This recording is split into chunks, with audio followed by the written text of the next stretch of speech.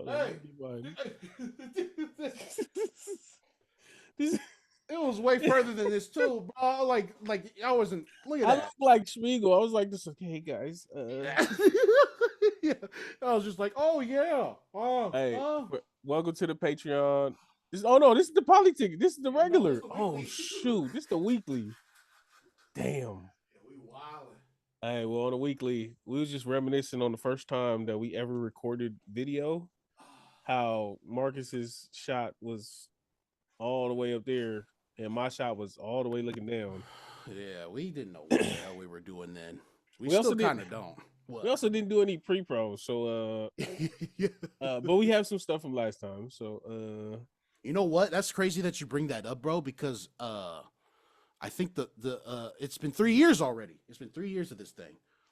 November 4th was the first episode we uploaded. Are you serious? Yeah, bro. 2022, November 4th, 2022. I straight wrote it down because I was looking at stuff to write about later, and then I seen that and I was like, holy shit, we've been at it for 3 years already, bro.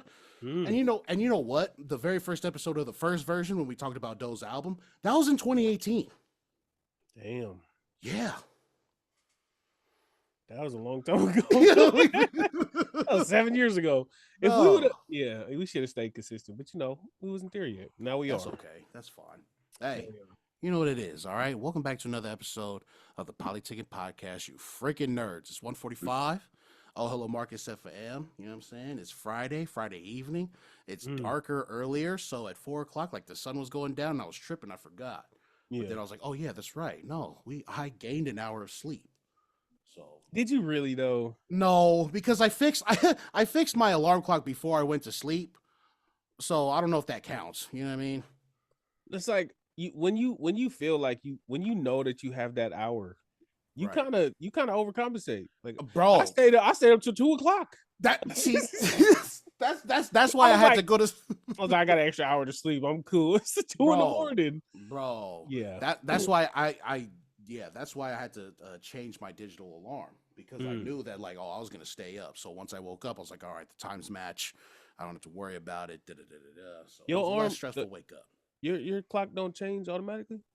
Not this digital clock. No, I have to. Hey man, sign up to the Patreon so we can upgrade Marcus's clock. Okay? Yeah, please. He's still living in the past. Look, I sleep past my phone's alarm, bro, because you got the brown one. You got the brown one.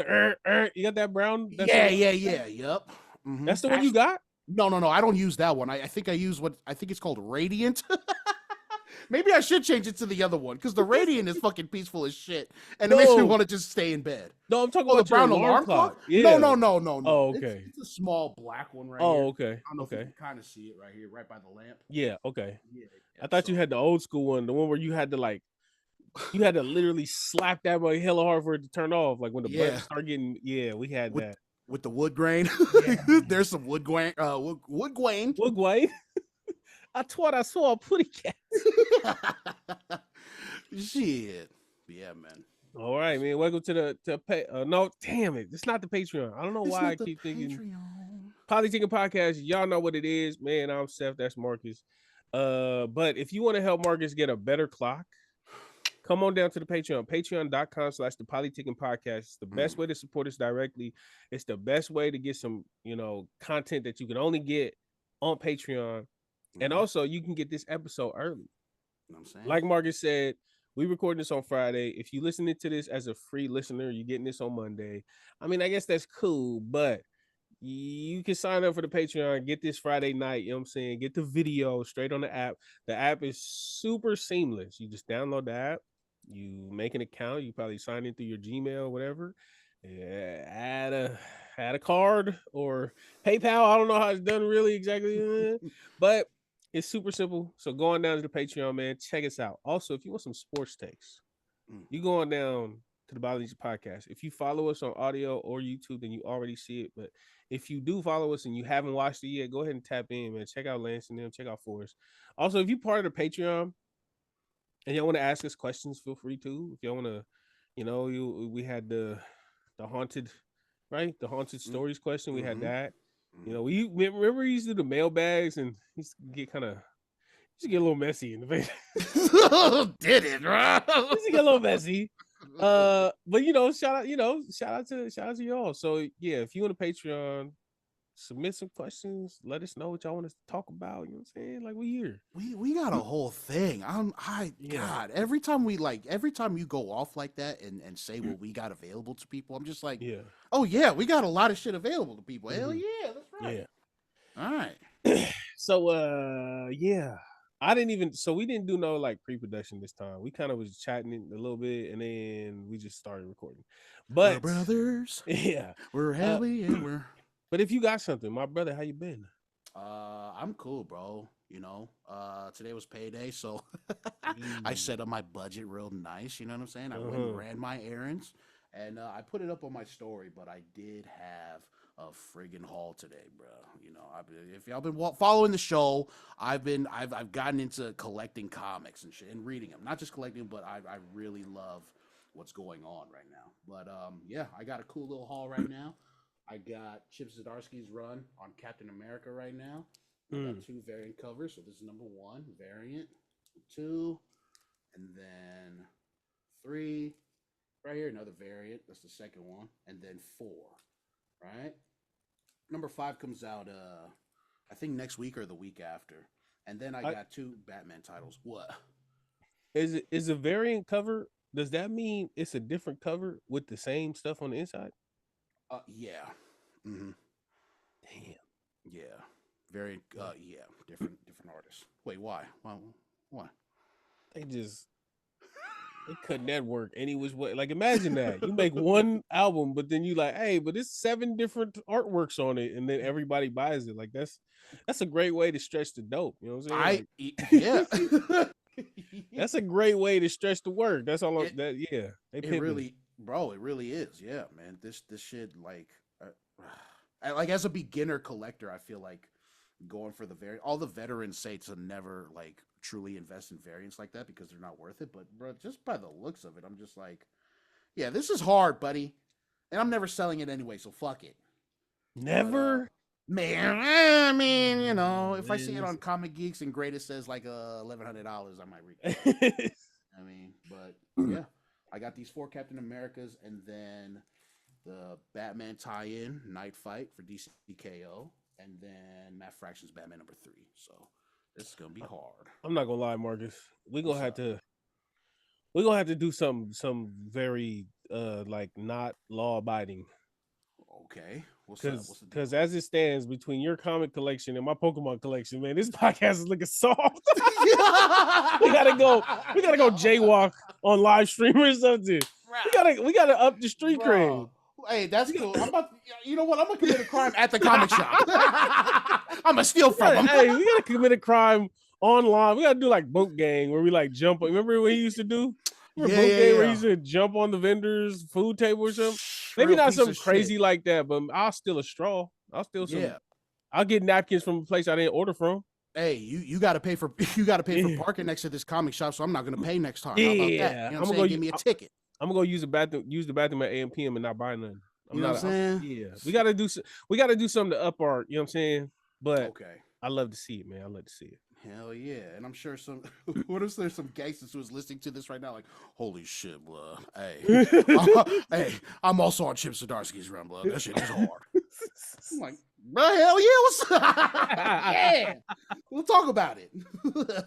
Oh, this is not Patreon, so I'm not gonna say what I had written in here. I'll say that. That mug is hella embarrassing. Okay, hey, if there's no bigger incentive to get the Patreon, get it right now. You know what I'm saying? I can't even wait until Tuesday to hear this. Yeah. I do the show with this dude. I was finna. Yeah, that's because when you was like, "Oh, this ain't the Patreon," I was like, "Oh, then I definitely don't have to catch up because." Yeah, well, I'm not doing this on. You gotta pay. You gotta pay to play with me. Hell no, I ain't gonna be telling y'all my embarrassing childhood stories for free. Yeah, right. You know what I'm saying? Yeah, right. Get over there to Patreon, man. It's $5. It's $5. I ain't gonna lie, Marcus. I be me and my girl. We still say gorgeous because of you. Good. Yeah. Yeah, you looking real gorgeous. Hey, it works. You know what I'm saying? He must have been playing Red Dead Redemption. I feel like that's how he be talking to Mary Linton. Hey, yeah. Oh, Cam, he met Mary Linton. Oh, hey, you looking real gorgeous tonight, Mary Linton. You look a lot better than Marguerite who fell in the well. You know what I'm saying? Oh, is your father over there still a piece of shit? Nah, I hate that motherfucker. I'm not good enough to marry into your family, but I can save your brother from a cult. What you telling me? Bro. Oh, he's invested, bro. I'm very invested. Hey, the Chelonians. Yeah, I wish I had belief in stuff like the Chelonians got in there. Bro, I was chasing after the little brother, right? I was chasing after him, and I didn't realize he was going off the path. So I had to go off the path. Mm-hmm. And I kind of veered off because the horse was going too fast. So I kind of veered off a little bit. Yeah. And I was going by a tree. And in a regular game, you can get past it. This is not a regular tree, buddy. The tree just happened it just happened to curve a little bit. And I figured I could clear it. I figured no, it'll be fine. It looked very, bro, I must have went through, hit my head, got knocked off the horse. The horse reared in the air. And then it was like, you lost the mission. I was like, damn, this is real. I have never, okay, this will be my catch up. This is awesome. This is the most immersive game I've ever played. Ever, huh? I've never, Grand Theft Auto is up there, which is, of course. Makes sense. It's the same company. Yeah, but this, I haven't played the later Grand Theft Autos, but in my opinion, I have never played a game where when you leave the city and you come back, everything is still what it was. They still hate me because I fought the dude in the bar. Everybody's talking about the bar. A random guy that I did a side mission where I saved him from a snake that bit him, and I gave him an antidote. Yeah, he just seen me. Hey, you're the guy. Get a free gun on me. Mm-hmm. I'm like, this is the most. I've never. It really. I could if this was on the VR thing. Bro, I would literally buy some tassels and some spur boots just to play the game. Hey, he's gonna be crouched by a fire cooking his food, getting the boost. Let me stow my venison. Let me get my elk pelt. It's the little things in that game that just make it so memorable. Like when you're hunting and you get I've gotten a couple kills and shit, a couple deer and elk, and then when you go and skin them, when you get off your horse to skin them, he'll talk to the horse, oh, hey, okay, boy, it'll take a minute. It's just little things like that. I'm like, wait, they thought of that? What the fuck? And then there's a part where if you put the body on the horse and you riding it, that's when he'll talk to the horse again. Mm-hmm. You're like, hey, we got tonight's dinner. Yeah, the camp's gonna be great tonight, man. Bro, I set up camp in some place, right? I set up camp because it was getting dark. I really hate playing this game in the dark. It's not fun. So I always, if it's dark time, I go to sleep or I'll set up camp and go to sleep. I set up camp. Why these two dudes woke me up with a gun talking about this here's Marlin land or whatever the hell? Yeah, this Murphy country. Yeah. Hey, this Murphy country. I was like, and they didn't even kill me. They was just like, hey, we just let you know. Yeah, they're just sending a message. Yeah. I'm about to turn around with my shoulder shotgun. Wow. Yeah, you dead now. Hey, this is my country. Anytime a Murphy shows up on your screen, you kill them. All right, they're real POSs. Yeah. Fuck them. Yeah, them, O'Driscolls, Braithwaite, all of them could get it. It's an EBK. Yeah, so yeah. Let's go. I am extremely late. This is a game that I would have loved from the in any point of my gaming experience. I would have loved this game. I know. You was probably the first person ever to tell me to play that game. I apologize. I will literally bow my head in disgust and in disgrace. All right. I lift my hands to you in appreciation for your patience in waiting for me to come around and finally seeing the light. Yeah. But here I am, willing. I am once again. I'm so lost without you. I am no longer torn into pieces. Yeah. I am now one. So the game is incredible, bro. Yeah. It's incredible. I have never like I said, bro, the guy, and remember I talked about the guy who sold me the game. How he Oh was, yeah. You wanted a tip? Yeah. well, yeah, I would have tipped him, yeah, for sure. But the way when my girl was like, "Oh, is this a Western game?" and he goes, "No, this is the Western game." Yeah, I agree. I totally agree. You're gonna use the word quintessential a lot when talking about this game. You know what I'm saying? This is the quintessential Western game, bro. I swear to you, I'm just like, yeah. So because I normally I don't like doing missions. Like if I play a game like Assassin's Creed or Grand Theft Auto or something, I'll get to the point where I can have a free world range of things, and then I'll just go do my own thing. I'll go into like the super deep parts where you're not really supposed to go because the level up, and I'll figure out some kind of hack. Like in what is it, Assassin's Creed, there's these guys that are like, they show you on the map, right? And it's like a super high level boss. And when you're low level, like I am, you're not supposed to be able to beat him. But what I do is I antagonize him. I have him follow me to the boat that has all of my peoples on there. And then I go into the boat on the opposite side of where he's at, and I hang off the side of the boat so that he stays engaged. He keeps trying to shoot me with arrows. He can't hit me. But my guys who are NPCs who have they're not really targetable, so they don't have like health points. They don't have HP at all. They just firing off little mini arrows, and like it slowly dwindles. And I'll just sit there. I'll just hang off the side of the boat. I let my people do their little thing. I'll get my phone and play Clash Royale or whatever. And then boom, dead. So that's the way I play. I don't really, but this game, I'm doing the missions. I'm having fun with the missions. I'm not like one of the youth that I work with.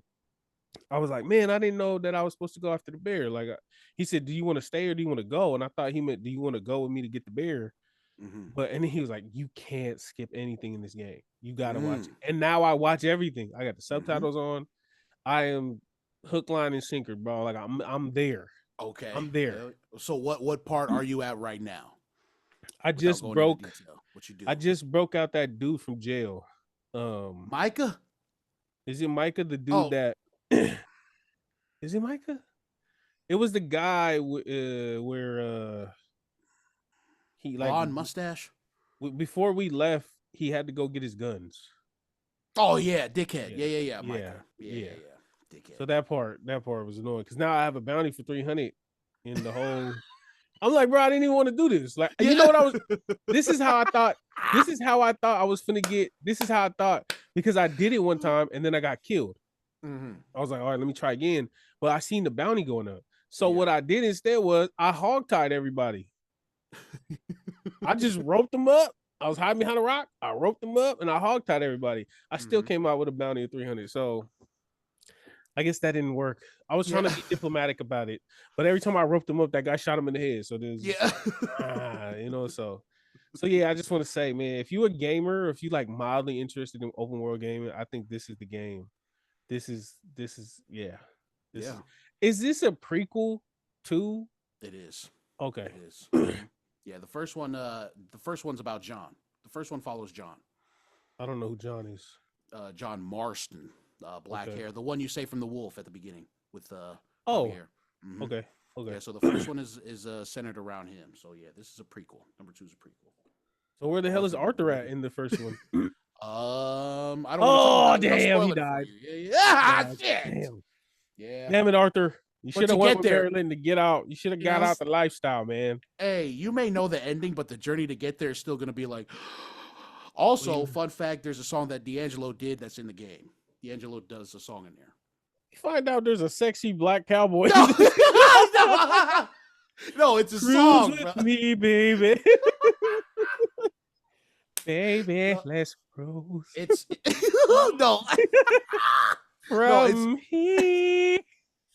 It's one of the it's a very pivotal moment in the game where you finally hear this dude sing the song, but you hear snippets of it throughout the game. But when you hear D'Angelo start singing this song, that's when you know that some shit is fucking happening to the gang. Is this a crying D'Angelo song, or is this a like I'm about to get some D'Angelo song? Because it's neither. Neither. Okay. Yeah. No, I've never heard a D'Angelo song that. Okay, I ain't gonna say that, but yeah, okay. No, this it lets you know exactly where you're at with the gang and how how things have gone. You know what I'm saying? Good or bad, I don't know. I don't want to spoil it. Bruh, you making me want to go finish it, right? Like, I'm gonna just go watch clips. I'm gonna do what you do and just watch the Don't do it. Just watch the cutscenes Yeah. on YouTube. May I stand unshaken. Yeah, bro. Yeah. Shout out to D'Angelo. Rest in peace, man. Rest in peace to the legend. Rest in peace. All right, man. So that's what we've been up to. Yeah. Bunch of nerds. What a bunch of nerds. I put some stuff in the note. I don't know if it updated for you, but don't worry. I got some I got some stuff. Oh, hell yeah. I really wanted to talk about the stuff that we missed this past Tuesday with the Fa'u Stadium. What? Yes, I do want to talk about that. Talk about that, yeah. I got some gossip stuff though. Oh man, I got some gossip stuff, and I don't really know. Like, damn, I should have prefaced. I should have talked to you about this before, but we here now, so whatever. Mm-hmm. Should we pause it? It's on you. Nah, let's do it. Let's do it. Crazy. Okay. It's kind of great. It's just. Well, all right. Pause it. We can pause nah, let's do it. No. Okay. Yo, look at us giddy as shit, bro. Come on, it's because it's part of the community. It's part of people that I know, but it's public. Like, it's very, like, it's something that, a lot of people weighing in on. Spawnbreezie. Oh. Shout out to my brother Spawn. Spawn went on a podcast, Vaka's Corner podcast.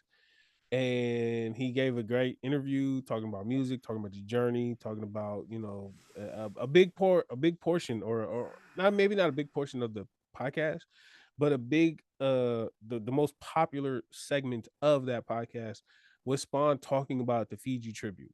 And I'm so torn. I am so torn. What? So, and please, if y'all are hearing this and you're like, I really want to get it from the source, make sure y'all go check that out. Go check out that interview. I'll give y'all my interpretation or what I got from it. Sure. Hey, Spawn didn't hold no punches, bro. Oof. He went in there and he told it like exactly how he feels.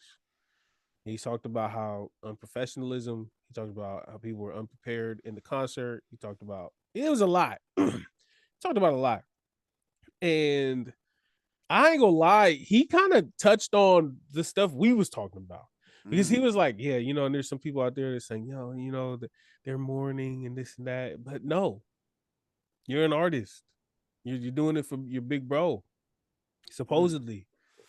So you should be able to get through that and put on a great show, not only for Big Bro, but for the fans that are there.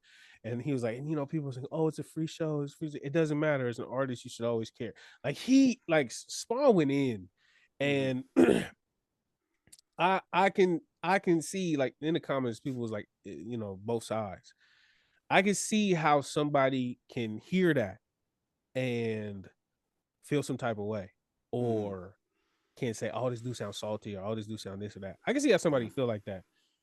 But I feel like if you really break it down, and if you really take a step back and you really look at the stuff that he was saying, but also who he is as an artist, who he has been in our community, if not Spawn, then who? Exactly. That's exactly what I was thinking. I was like, dude, who else would be the authority? It's like seeing Chaz in his clips when he goes in. Yeah. It's like who am I to quit? I take it as like something to learn from, right? Yeah. It just sounds like valuable game, I see so many people in these comments, and whether they're like, some of them are, it's like half and half, I would say, or maybe most are agreeing with him. But I also see people disagreeing with him, and people were disagreeing with Chaz, what he was saying. But, like, I look at these people as people who have accomplished way more than me, people who have been in those closed door meetings way more than I have, and who have had way more experience on the stage, way more experience behind the stage, behind the scenes. Yeah. And so, like, in my head, I'm like, if not them, then who? Right. If they can't speak up and say how they feel, and if they can't have an opinion that we hold, that holds weight to us, then who? You know what I'm saying? Like, then who would you agree with? And so I was torn. I was torn because on one instance, I always want to big up our people. and I always want to, we've had this discussion, Yeah. and but at the same time, it's like I'm in no I'm in no standing to ever disagree with Spawn about saying something about musicianship, about performance, about Professionalism. professionally. Like, I'm in no position. I've never been to where he's been. I've never seen the heights that he's seen, and I don't have these industry connects and things like that. But he touched a lot on politics, playing a big role in a lot of things. He talked about he didn't like how Tanel wasn't a part of it. He talked about how people were on tour while the funeral was happening, and he was like, I would have canceled whatever I had going just to make it to bro's funeral. He said that New Zealand showed up big. A lot of people from New Zealand popped out for Fiji, but he said he was disappointed with the lack of uh attendance from stateside artists. He Mm-hmm. touched on a lot. Like, that podcast, we don't get that type of stuff in our community. We don't Mm-hmm. ever, like, because our community is so small, You've and it's mentioned this so, before. yeah, Yeah. it's so That. tightly knit Yeah. that when you speak facts about somebody, you are gonna know them, or you're gonna know someone who knows them, or at the very least, you're gonna know someone who knows someone who knows them. And Mm-hmm. so it's hard because there's no room for transparency in a industry that's so small. We have such a Mm-hmm. small industry when it comes to that. And so, You would think that it'd be the opposite because it's so small that there'd be a lot of room for us to be transparent and make, you would think that like it would be standard because our community is so small and because we know so many people between us. hey, But this I hear what you're saying. this may be a bad take, and if y'all are upset about this, I get it. But I don't know if accountability is a strong suit in our community. And so when I mean, accountability yeah, when that's not a bad take at when all, when when TBH. when accountability is not at the forefront of relationships, Mm-hmm. you tend to let things slide when that's your boy, Mm-hmm. and you tend to let things ride when that's your people. And Mm-hmm. at the same time, when it's something opposing your people, even if it is the truth, people You don't really, ride with it. Yeah. yeah, people don't really be like, hey man, that's true. It's more so, hey bro, don't talk about him. It don't matter. Don't talk about him. Mm-hmm. And on one hand, that kind of loyalty is beautiful, but at the same time, it's kind of detrimental to growth. Yeah, it's like And everything else, right? Too much good, too yeah, much of a good thing, like it can it's be. Yeah. it's detrimental to the growth of just the movement. And so in this case, where if you feel like the artist should hold some accountability for a bad performance, or if you on their side and you think you should give them grace for mourning while trying to be on stage. He was also like, yeah, I keep hearing people talking about, yeah, they were mourning on stage. Well, you were performing fine at your show that was on the same day as the funeral. You weren't mourning then. I Oh, was like, and oh. you know what? One thing I will say about Spawn, in that, and it was a slight moment. I don't know if anybody else caught it, but I caught it. One thing I will say is there was a moment where the podcaster asked him, "Do you think Fiji would have wanted that?" When he was like, and they're all drinking and behind, before we got up, they're drinking and celebrating and whatever, morning, whatever. But we're here to do a job. And the podcaster said, "Do you think Fiji would have wanted that?" And Spawn did say, yes, Fiji would have wanted that. He, beyond anything else, he wanted people to enjoy themselves, to have a good time, to make sure everybody's having a good time. So I'm sure Fiji would have wanted them to be drinking and partying and just having a good time. I'm sure. Mm-hmm. But this wasn't that. This was for Fiji in a different way, which is Mm-hmm. why everybody should have been on point. He admitted to that. Like, he admitted, because a lot of these artists are saying, if you know Fiji, you know that this is what he would have wanted. He would have wanted people to fellowship, to take a shot, to drink, and to hang out and to be together in this time of mourning. A lot of people said that, and Spawn agreed, and he qualified that state. He basically said, yes, I agree with that, but this isn't that. You know what I'm saying? Mm-hmm. He would have wanted that, but that's not what we should have given him. So it was a very it was a very no holds bar. Like, it's crazy. I I watched it really like today. that. I watched it Yeah. today at work, and I was listening to it, and I just kept going, ooh, like I just, you know, like it I was like that. crazy, but yeah. What? Yeah, what he was talking about is definitely in like opposition to what we was like our takes on it, right? He Yeah, was like yeah, really talking literally on the opposite side of the fence of what we was talking about with this subject. So hmm yeah, no, we definitely need that. And who better than from him? You know what I'm saying? yeah. Like it just I don't know. So what are the comments like? What's the worst thing you've seen so far? Well, it not on the YouTube, but on TikTok. Of Like course. people was talking some personal jabs and stuff like that. Nothing that really holds weight in the conversation. It was more Mm-hmm. so I don't agree with you, so I'm finna mudsling and stuff like that. Mm-hmm. Um, I'm trying to think of like I don't think any of them was relevant because Yeah. it was some fake account type stuff. You know what I'm saying? Oh Like yeah, yeah, yeah. so it wasn't anything constructive. It wasn't anything like realistic. Like when Chaz did it, right? One of the comments was like one of the not hate comments, but one of the comments that was differing from his opinion was that wasn't the ordinary sound team that they go with.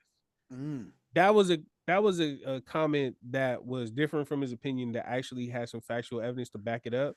Mm-hmm. And there's no hate in that. It was just a matter of fact. It was, Yeah. in terms of this Spawn conversation, it was just a lot of people going back and forth. There's a lot of people was agreeing with him and agreed with Mm-hmm. him. But with some people who was, they was going like he was talking about this, but they went over here and shot him over here. Yeah. So it's not Well, important. I mean, none of that sounds like gossip at all. This is an artist who was there with a valid Yeah, and professional opinion about what happened yeah. over there. You know what I'm saying? An opinion that holds a lot of weight. So this doesn't sound messy at all, but maybe just I don't know. It's it's You said it. Sorry.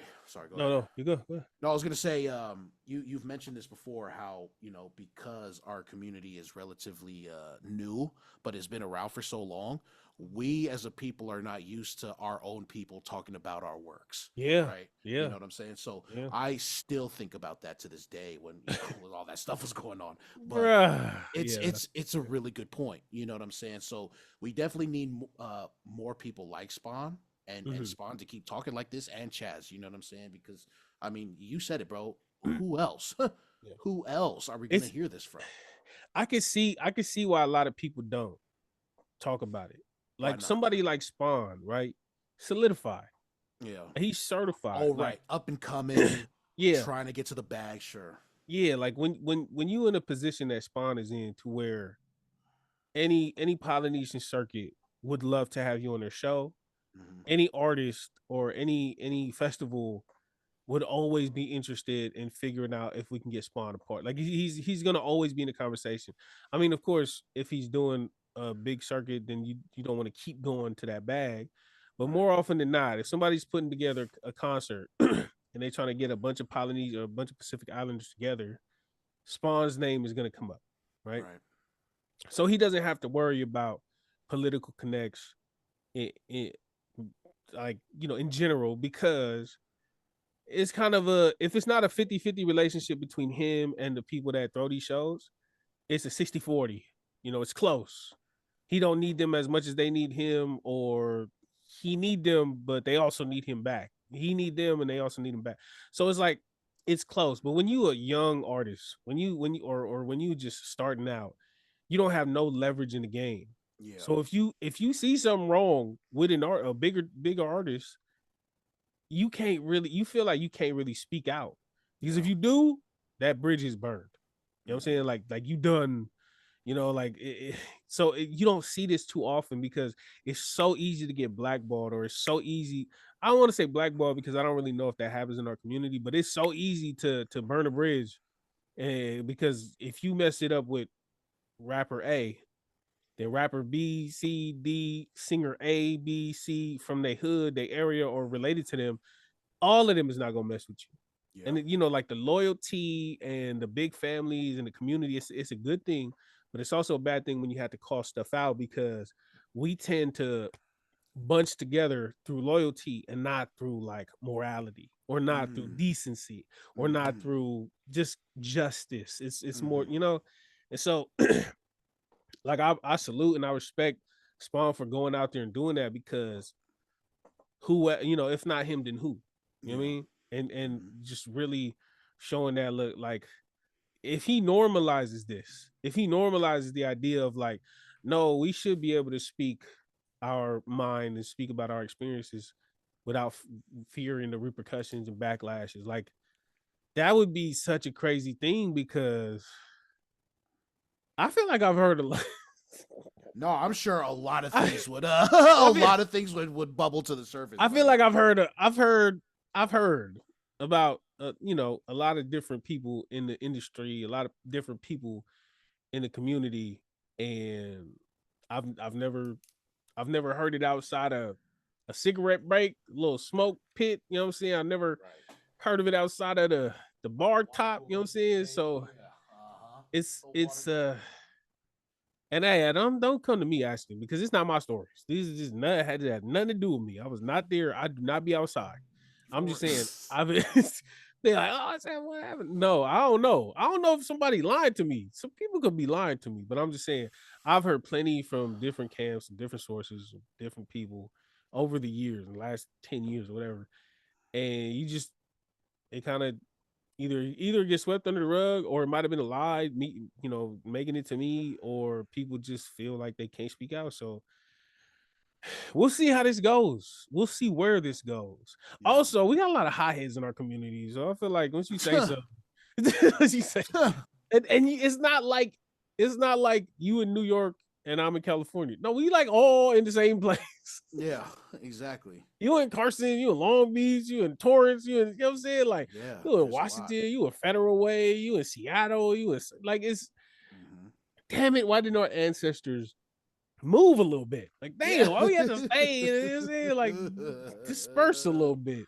Right. But yeah, that I watched that podcast today. I figured it was a great topic to touch on because something that's very relevant, but also it's like a very candid and like unfiltered, uncut, raw type of opinion and type of like point of view that like we don't really get in our community. From a great at that. This isn't just some random or an upcoming artist who hasn't experienced the things that he has. Like this is Spawnbreezie who's been doing it for a decade plus. So yeah.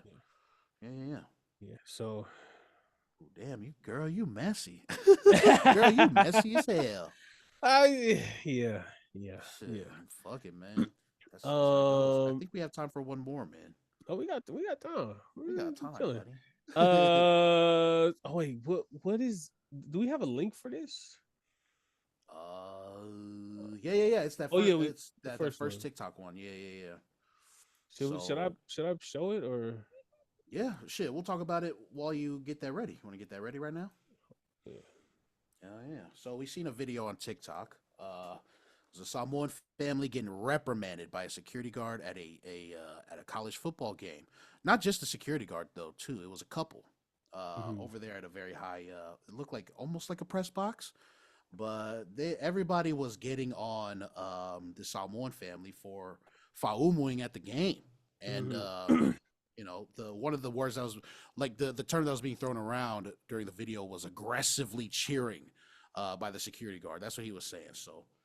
Yeah. No, not like that. Not if you're going to do it aggressively. I watched you aggressively cheer for the team. If you do this again, I'm going to have to get you out. Cheer for the team. If you aggressively cheer like that, you guys are fine cheering, but not being loud. We can't be loud. Huh? You guys should have just watched the game at home. I'm confused. My cousin is the captain on this team. We are literally just cheering. We are cheering. Lady, I was watching you. I saw you turn to look at them. So look at the team right here on the... Here's your moment, babe. Enjoy it. Leave us alone. Go enjoy the game. Leave us alone. You're not even watching the game. Yeah. I am watching the game. First off, dickhead. That dude is a dickhead for turning around and saying credit somebody else. Yeah. You know, he seen the camera and was just like, "Oh yeah, this is me, babe. This is me." He thought one of the comments said he thought he ate with that. Yeah, you know. It's funny how the lady is just like, what is it? You're bothering us. This is rude. You're being rude. When it's like, it's not about you. That's exactly what people do, right? Just make these things about themselves. So Yeah. So what? What's up? What's up with your take, bro? I mean, we done seen hella videos of shit like this all the time, you know? Hey, check this out. We've said this before on this podcast. I said this plenty of times. As soon as it's our culture on the chopping block, we gonna understand what it feels like to be marginalized in this way. Yeah, you know what I'm saying? Like, this is the fight that other minorities in our country have been fighting for. They've been fighting for representation? They've been fighting for getting their cultures normalized in a country where we've always been told that we're a melting pot. And we've kind of, some of our people, I won't say all of us, but some of our people have turned a blind eye and saying, well, you know, just being quiet about it, or just being like, well, maybe they should move. I've heard that before. Maybe they should move back to the country. That's, you know, it's always been like this. That's this is America. Yeah. And it really doesn't. It don't dawn on people until they see it for themselves, until they see their own culture, you know, being discriminated against. I'm not saying that these people were on the other side before this, but I'm just saying, like, for in general, for anybody that feels some type of way about other cultures, you know, getting shine in America or getting platformed in America, like, these are the reasons why. Because in New Zealand, you can follow them all you want, and people understand that's a culture. That's a cultural practice. That's not somebody screaming in my ear. That's somebody, you know, exclaiming and cheering for their team. That's just how they do it. The more representation we have around this country, the more other people will be familiar with what we do and will make us feel more comfortable in living in our own skin while living in this new land that we living in. Like, it's not about taking over anywhere. It's about getting a equality and equal footing on this land that we now share. You know what I'm saying? And, you know, just seeing this, it's so annoying, but damn it, I gotta be funny a little bit.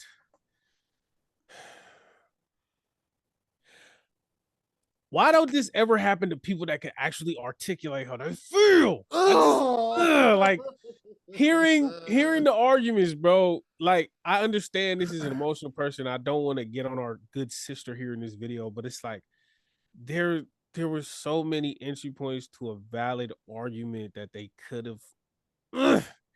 Yeah, no, my nephew is I know, but like, I'll be in the moment at times. Fucking people, yes. I'll be in the moment at times. Me and my auntie went down at the AM/PM, and I said, like, but I get it. Nah, I get it. I talk for a living. I rap, and so many people don't have to vocalize their opinions like this. And also, you shouldn't even have to do this. It should just be okay to be who you are without having them weaponize your culture against you. But this is everything that we always talk about on this podcast.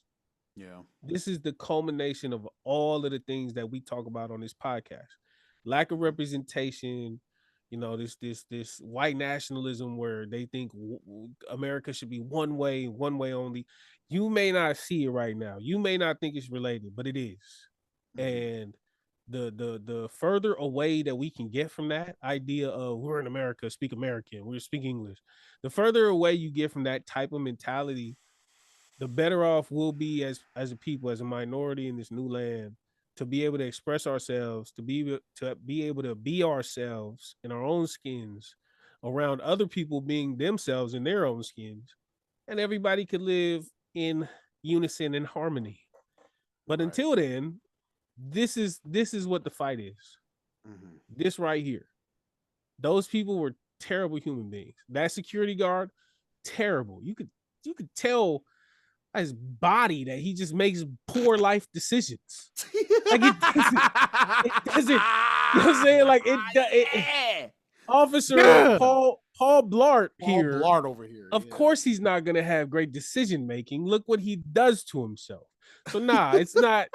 I don't. You know what I'm saying? Like, it don't shock me. It don't shock me that these two white people were upset at a fan cheering in the way that Samoan people cheer. It don't shock me that a fat white man would take the side of white people over the side of brown people. It none of this shocks me the only thing that shocks me is that our people aren't more aware of what's going on. So with this, I I hope that we can, you know, move in solidarity and really, try to fight for some representation, more representation. Yeah. In a football, hold on, in a football stadium, Yeah. we run football. if any sport in America should, if any sport in fan base, if any sports fan base should be hip to Samoan and Polynesian and Pacific Island culture, it should be the football fan Football base. fan. Mm-hmm. It should be if any fan base in America, Bro, I was hearing that in fucking 2008. You know what I'm Yeah. saying? Yeah, my Yeah. coaches was already, you know what I'm saying? like I'm Marcus, you're Samoan? Oh, we get bad. Like, we have, well, we yeah, have the I high- read. Shit. we have the highest rate. If you Samoan, and definitely not us, dude, but if you Samoan, you have a higher chance of making the NFL than any other race in the world. I seen somebody break this down that we are we are the face of, not the face, but we are prominent in the NFL. We're prominent in WWE. We have a prominent figure in Hollywood. We have prominent figures all throughout rugby. We have a prominent figure in golf. You know what I'm saying? Like 20 feet down. We have all of these. We have representation, Polynesian and Pacific Islander culture. We have all this representation, and we account for like less than 1% of the population. MMA, like boxing, you know what I'm saying? Like, if and with all of that representation, if any fan base should be aware of who we are, should be aware of how we do things, how we conduct ourselves, it should be football fan bases, because our people have put their bodies on the line for plenty. I'm sure I think the dude had a Stanford team, Stanford whatever.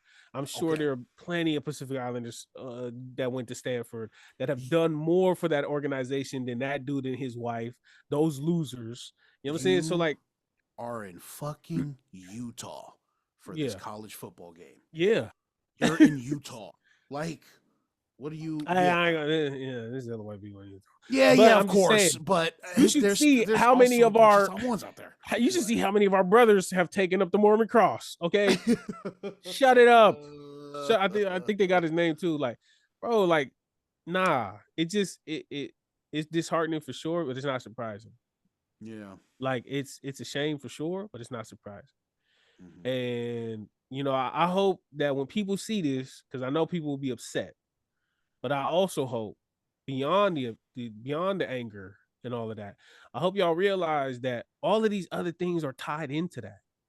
Like this whole thing with Mom Donnie, how like he's running and they're doing all, it's all tied in, bro. There should not be no one way to live a life in America. Like, this country is built by immigrants. So many different people have contributed to the pot that is the American culture.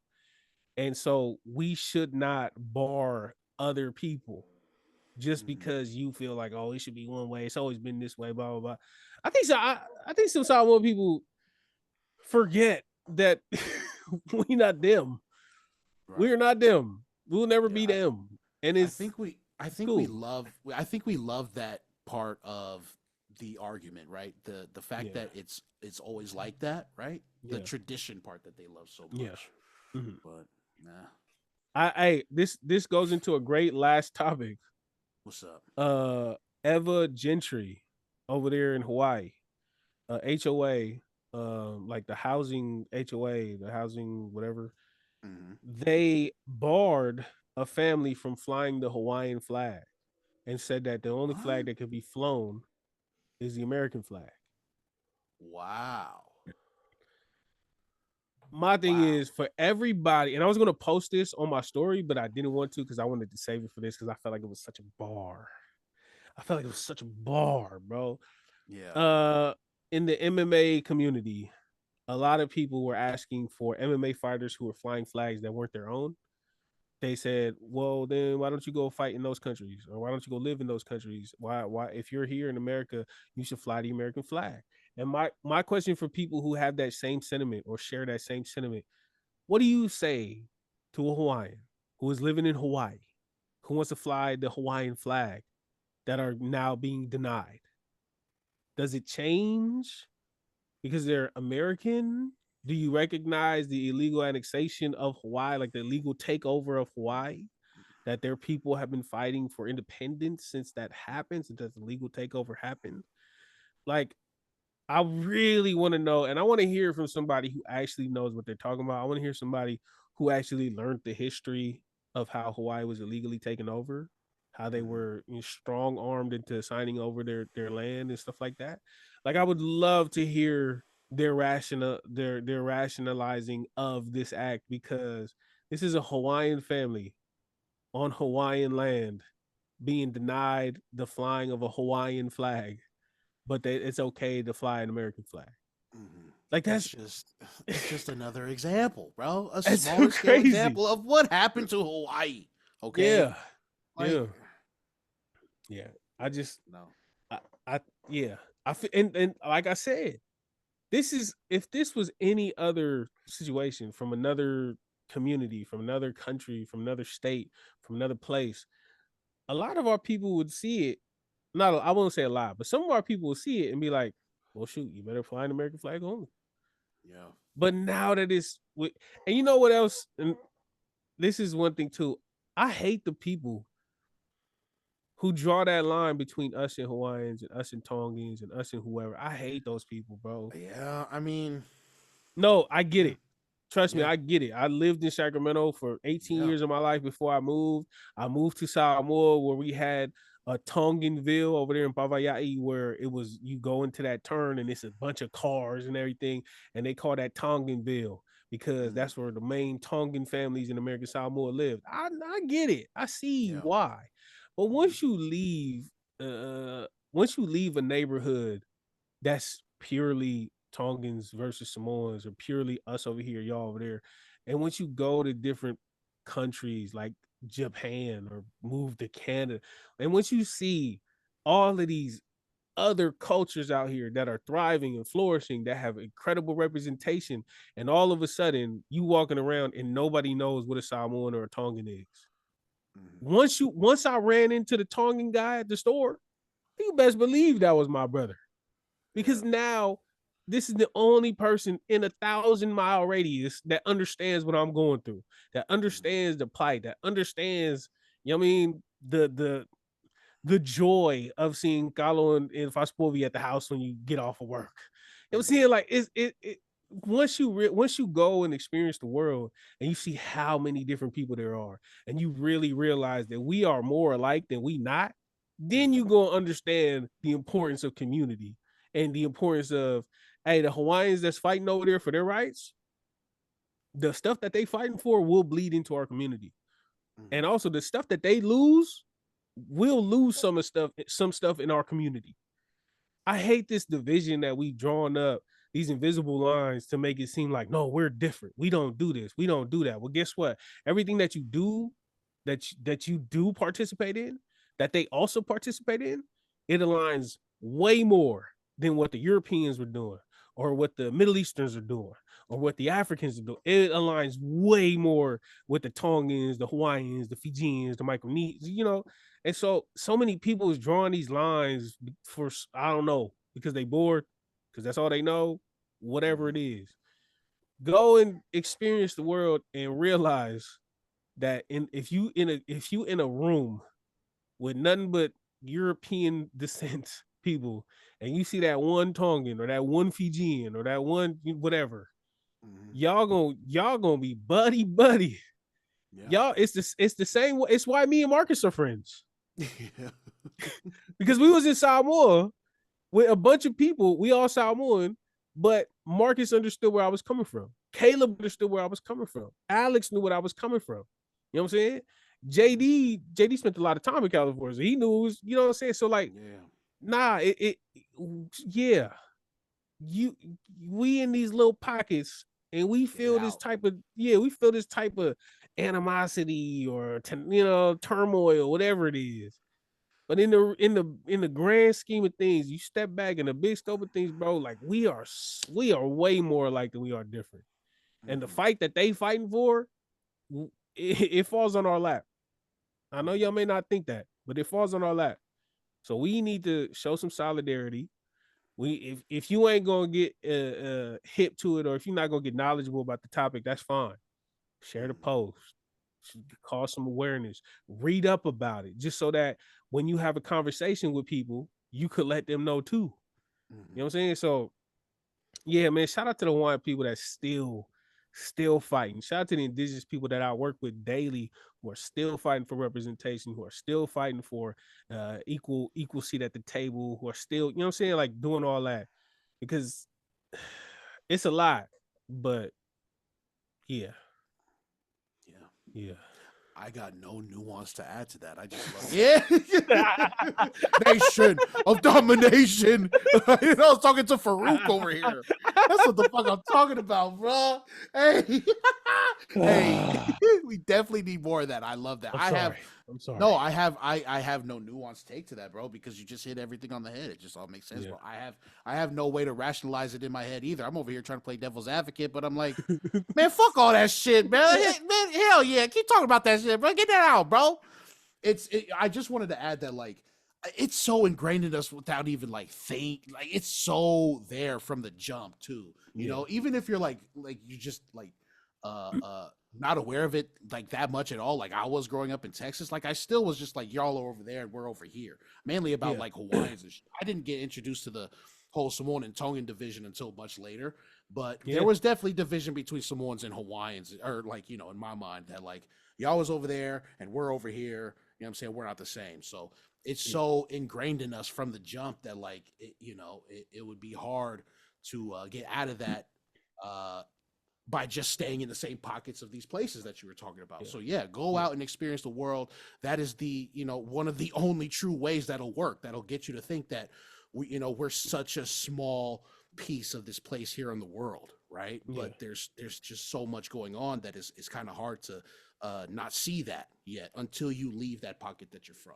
So it does a lot to just leave your community, man, or just leave the place where you grew up at for a bit.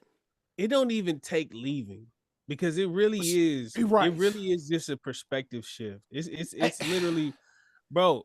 Think of it like this. Yeah, we've been in this. I hate to say that. I hate to admit it, but we've been in this, right?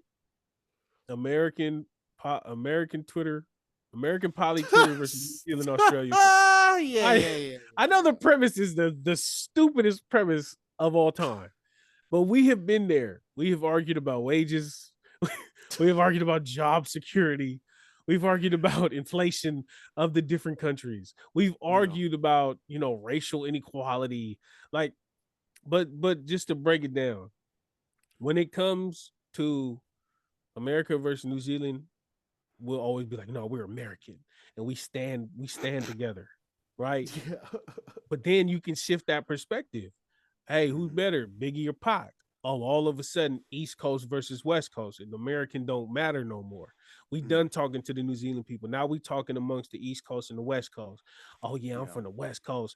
Everybody on the West Coast bands together. Oh, okay. Bro, domestic versus international pride. Yeah, bro. Things change crazy, bro, when you change the context. Sure. So you slightly change the context right there. We just stepped into another conversation. All of a sudden. Like, imagine this. Imagine 100 people is in the room. 100 people's in the room. Y'all arguing. 50 of them is from New Zealand. 50 of them is from America. Oh, hell no. We don't mess with y'all. The 50 people from America, man, you my dog, bro. Man, forget these guys. F these guys. Blah, blah, whatever. Sure. All right, cool. Now, we do the Tupac versus Biggie. Oh, shoot, 25 of them is from the West Coast, 25 of them is from the East Coast. Now, everybody on the East Coast, oh, you my dog, man. F these West Coast. Everybody from the West Coast, oh, you my dog, man. F these guys. And all of a sudden, well, what's better? The Bay or LA? Hyphy music or LA music? Oh, now 20 of them is on this side saying, oh hell no, I'm from LA. Hell no, we're not messing with that. But 30 of them is from the Bay. We're like, hell no, and now so it's like, and now, and now you in the Bay Area and it's 30 y'all left, and then they like, oh shoot, well, the Samoans is over here and the Tongans is over there. Oh hell no, we ain't Samoan. We not brothers no more. Hell no, we Samoan. You know what conclusion do you come to when you start breaking things down like that piece by piece? Is that it's all similar? That and the fact that like go on. There is a way to shift your perspective to make it to where we all on the same team. Sure. There is common ground between you and the people that you think y'all have nothing in common in. Right. There's common ground where you could build that bridge. I don't know if it's ego. I don't know if it's pride. I don't know if it's arrogance. I don't know if it's a mixture of all of that. But there's a way to shift the talk, and it's to not focus on the, oh hell no, they eat horse. Right. Bro, you know how many things Tongan people eat that we eat? Y'all want to focus on the horse? What is y'all talking about? Like, bro, it's so many things that we could point to that we have in common, that we could fellowship together with, that we could bond over. But instead, y'all want to look at the 5% that we don't do, that they don't do, that they do. It's like y'all actually are actively looking for a reason to not like somebody. I understand this is a way more nuanced conversation because there's a lot of history, there's a lot of bloodshed. There's like, I get that. Trust me, I get that. I understand where y'all coming from. I know some bridges are burnt and they will never be repaired. I understand that. But check this out. Your kids don't gotta experience that. If your position in this conversation will never change, good for you. Right. I also have some stances that will never change, no matter how much evidence you bring, no matter how much keep the peace, whatever. It's some things in my life that I just will never change. That's fine. Your kids don't have to carry on that trauma though. Put your kid in that Pop Warner team that got the other side over there playing. I just shout out to, and you know him, so I'm gonna shout him out. Shout out to my brother Slick. Shout out to my brother Slick, bro. Slick just posted about how Josh, the homie Josh, shout out to the Uso Josh, how Josh pushed him to put his kid in Pop Warner. And Slick was super honest about it. He said, man, you know how, he knew how I felt, knowing that it's people on that team, it's people's kids on that team that I never get along with. But my big bro Josh was saying, hey man, this is for the kids, this ain't for you. Hey man, trust me on this. Your kid got talent. Slick was the bigger man. He went out there, he got his son involved. He went to the practices, even though it's people from the other side on the same side. Right. And that kid brought the championship home. They brought the ring home. And like that type of stuff right there. That type of stuff is what needs to be championed, what needs to be talked about. Because in our community, either we just gonna stay divided, you gonna stay hating people down the street, or we gonna do something about it. Do so, and don't do it for you. Do it for your kids. Do it for your nieces and nephews. Do it for like some harmony in the hood. Yeah. Yes, I know we all done lost people to the streets, but if somebody like my big cousin could do something like that, why not the next person?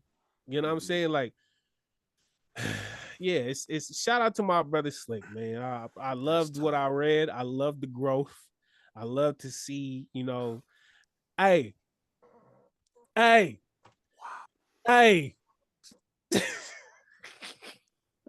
When I tell you the homegirl got ran up on by some grown men at my high school, I was in 10th grade. The homegirl got ran up on, some random people from the other side, ran up on her, pulled a gun out on her, told her we're going to kill your whole family. And Slick was the one. Slick broke it down to everybody at this, like all the older, I was in 10th grade. But Slick was like, hey, I'm going to be in A-Hall.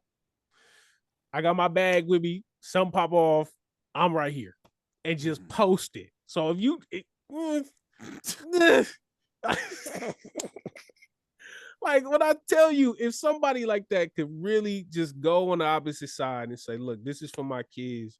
This is for my son to explore every option in life without having to be hindered by the bull that we came up in. Anybody can make that step. You know what I'm saying? I'm only speaking like this because I've seen it happen. And so I really, yeah, let's make something happen, man. Straight up.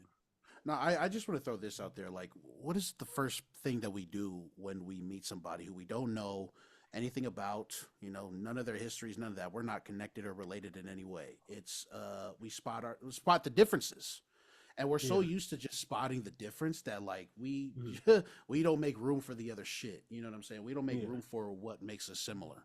So I mean, whatever reason that is, you know what I'm saying? What you mentioned, staying where you're from. It's always been like that. It's just we're so quick to spot the differences, bro. And if we could just get past that, we could be okay. You know what I'm saying? This is, yeah. I feel like I've been on a soapbox all day. Man, that last story with those two and the connection is just it's actually got me floored. Like no sarcasm. Like that's kind of crazy to me, man. Like this is like definitely a full circle moment thing that I'm seeing right now because it's so bringing these two up. I'm just like, oh yeah, yeah, I know them. Yeah. I love it, bro. Shit. What other? Yeah, you messy. Girl, you messy as hell. Oh, hey, man. So now, I mean, what can we do moving forward to like exemplify everything that you're saying? These values that you keep bringing up, because like, this show is what? The first thing, you gotta kill your ego. That's it. You kill your ego. Because that's step one in creating a podcast. I was writing something about, I'm still writing it. I'm in the middle of it. It's how to create a podcast no one cares about. Step one is deflate your ego. I said deflate. I should probably put kill because it's a lot. But yeah, go on. Sorry. I feel like I know people in these situations that are unforgivable, that are irreparable. You know what I mean? Situations that could just never be fixed or salvaged or anything like that. And I feel like a lot of that, like feeling like we could never be cool or we can never change this, is because we have that ego about it in thinking nobody knows how I feel. Nobody knows what this loss feels like. Nobody has ever had their brother taken from them. Nobody has ever, like, there's this egotistical thing about pain, about loss, about death that we feel to where it's like nobody else can feel how we feel. Sure. And on one hand, relationships with people are so unique. And of course, there is no way you can have someone else identical, like mimic your relationship to your brother that you lost identically. Of course, we're human beings. We experience unfathomable amounts of some stuff, emotions and connections. Sure. But it's so egotistical to think you're the only person that's ever felt that. Of course. Because we have to kill our ego and say, I'm not the only one that lost a brother to gang violence. I'm not the only one that's lost somebody too soon. Once you understand that, once you can really step away from the idea that like nobody else knows how I feel, once you shift into there's other people out there that know how I feel, you start to build that bridge. And you start to build that bridge.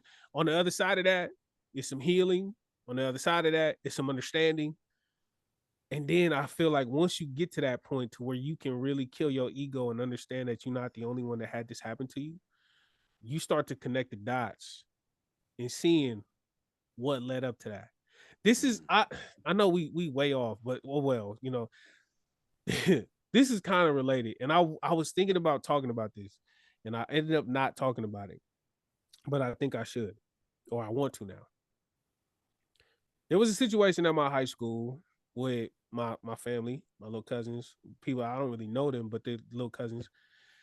Big old situation. And it was a big old thing between Samoan people and Black people at Grant.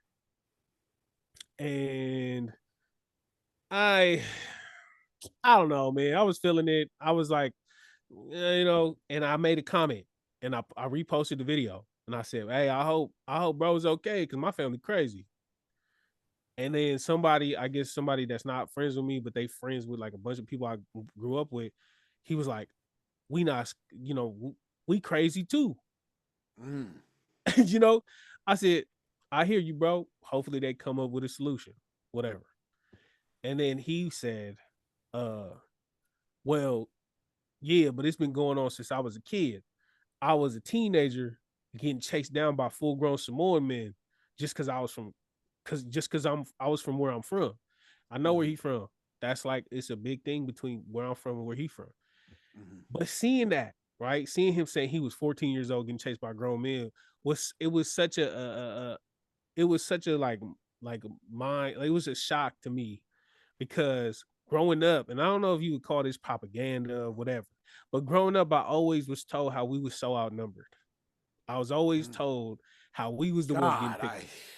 I was always told how it was us that what we weren't the aggressors, we were the protectors, we were the defenders, and we was just trying to fend for ourselves. Whether it's the truth or it's not the truth, to know that it's people on their side that felt the same way, that felt like they was the that felt like we was the aggressors, that felt like we was the ones that started it. Oh man, it really, bro. Shifts. Oh man, bro. I literally, I thought about it and I cried. Like his comment wasn't nothing crazy, but I never looked at it from the other side and thought that we had the upper hand in situations. I always figured that we as polys in Sacramento, we outnumbered by black people, by they hood. They hood is big as hell. I always felt like that. But to know that he felt like that, it kind of I cried because I'm like, so then it didn't have to happen. So none of this had to happen. I cried because I was like, damn. So y'all was trying to survive, but we was trying to survive. And had there been some kind of understanding prior to 96, something could have happened to where if we would have had this division talk where we like, actually, we all more alike than we not, I could have people in my life that's not here no more.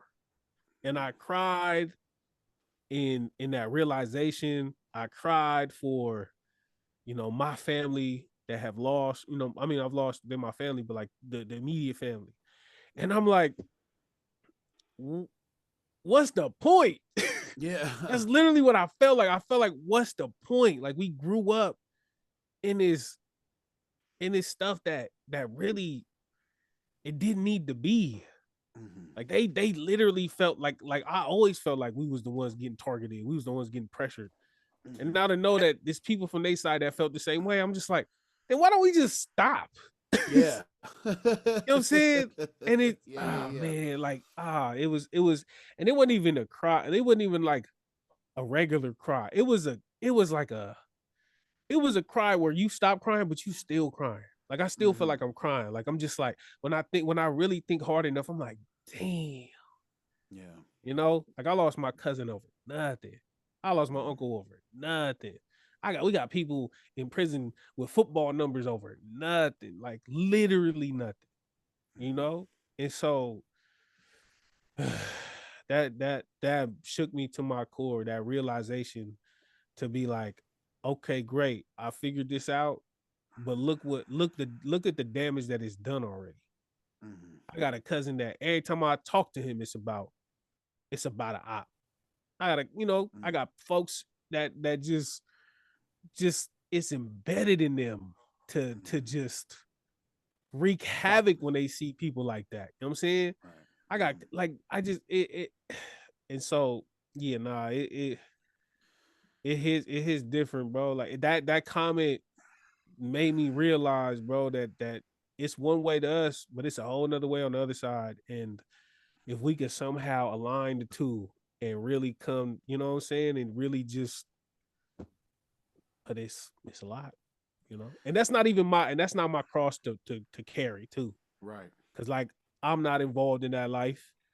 That's my family, but like I don't have to deal with that. They have to deal with the repercussions. So it's on them.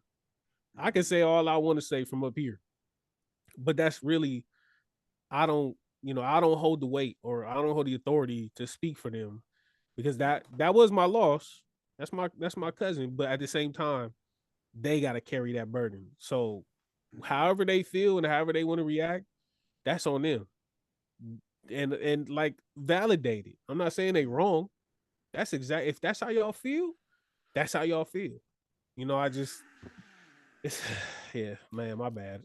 No. I just want to throw this out there. You mentioned that, maybe you think it was propaganda or something. I don't think it's propaganda. I think what they said to you is the truth, but which means that the guy who sent the comment is also saying the truth. You know what I'm saying? Yeah. You both felt the exact same way. You know what I'm saying? And you both have probably gone through the exact same thing, feeling like the helpless one, feeling like the defenders. You know what I'm saying? Yeah. So again, all you do is spot the difference. You know what I'm saying? Yeah. You're not looking at the similarities, bro. So it's all about your perspective, and that doesn't make your people who told you these things liars, or that it's propaganda. It's the truth. It's just there are two sides of the same coin that is going through the exact same truth, but nobody's doing anything. In fact, they're fighting.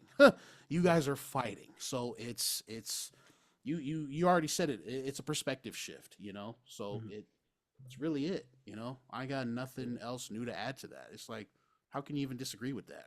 I love to, again, can someone rationalize a defense against what the fuck this guy is saying? Because I'd love to see it, bro. What kind of fucking dark space are you in mentally to be like, actually, no, fuck you, Seth.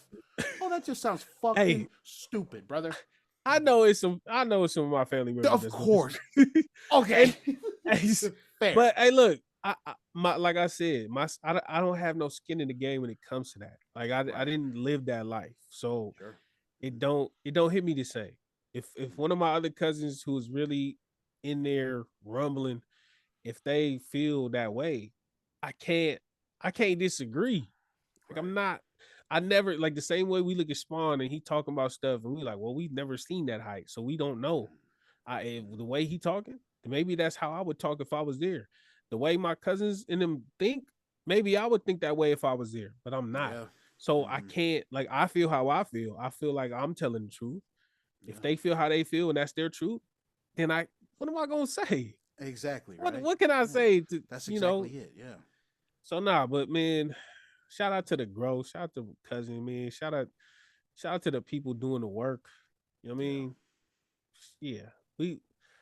And some got to change, man. We've been doing this forever, bro. It's been going on forever, man. We tried it this way. We tried it this way where we was divided. We tried it this way where we hated them or just disagree with them. We tried it. It's been 30, 40 years. We tried it. It didn't work. Can we try something else? Like, just logically, what is an insane person is someone who does the same thing and expects a different outcome. We tried it, been there, done that. Let's do something different, man. Come on, y'all. Ready? 1, 2, 3. On me. Please. That's just the way it is. Things will never be the same. Never be the same thing. No. I see no changes. All I see is faces. All I eat is famous Amos. All I eat is famous Amos. Hey, man. Hey, I was talking to fucking Seth Hampton, bro. That's what the fuck I'm talking about, bro. Seth Hampton and Marcus Garvey. Nah, I'm Seth Shakur. That's Seth Shakur, bro. Hey, let's go, bro. Oh my god, yo. Hey, we appreciate y'all for being. Do you got anything else from?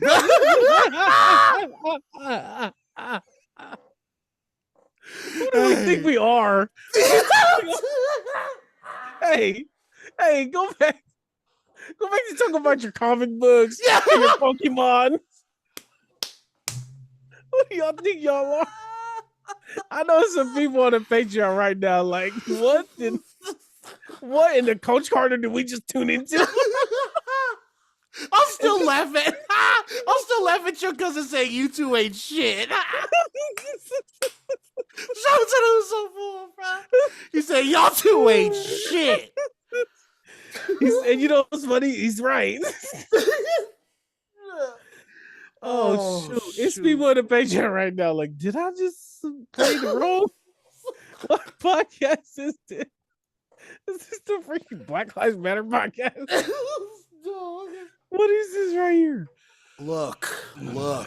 My guy feels how he feels, you know what I'm saying? Yeah. What are you gonna do? Yeah.